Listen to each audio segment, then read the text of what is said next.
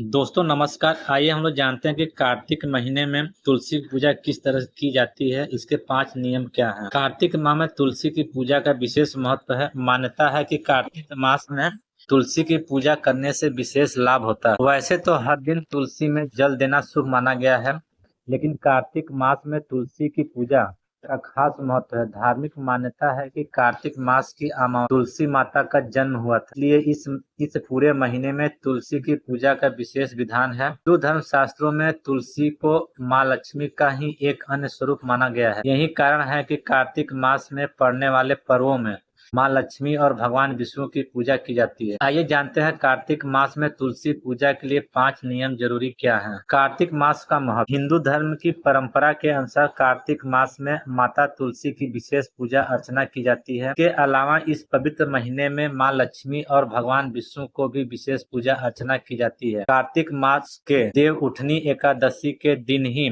भगवान विष्णु 4 महीने के बाद योग निद्रा में होते हैं। कार्तिक मास में गंगा स्नान से बेहद पुण्य मिलता है।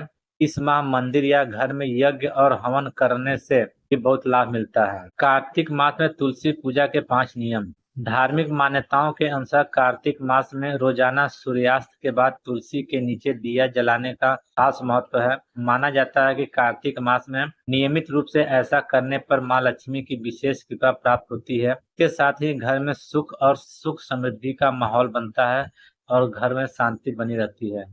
कार्तिक मास में तुलसी जी को नए वस्त्र और सुहाग की सामग्री अर्पित करनी चाहिए। मान्यता के अनुसार तुलसी जी को हमेशा हरी चूड़ियां और हरी चुनरी ही अर्पित करनी चाहिए। ऐसा इसलिए क्योंकि तुलसी जी बुध ग्रह का प्रतिनिधित्व करती हैं। तुलसी में तुलसी सिंदूर और कुमकुम अर्पित करने के साथ साथ हल्दी भी अर्पित करनी चाहिए।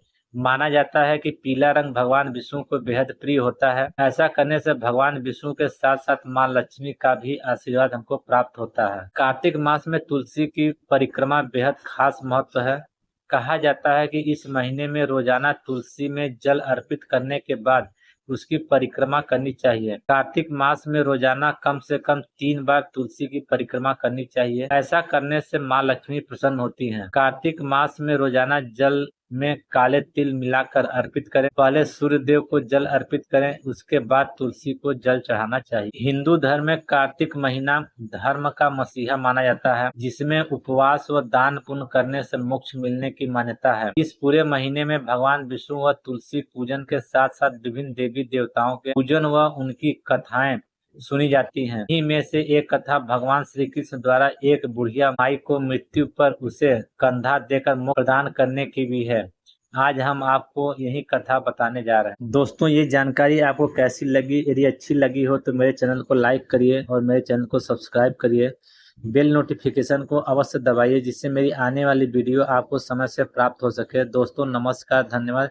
फिर मिलते हैं नए वीडियो के साथ।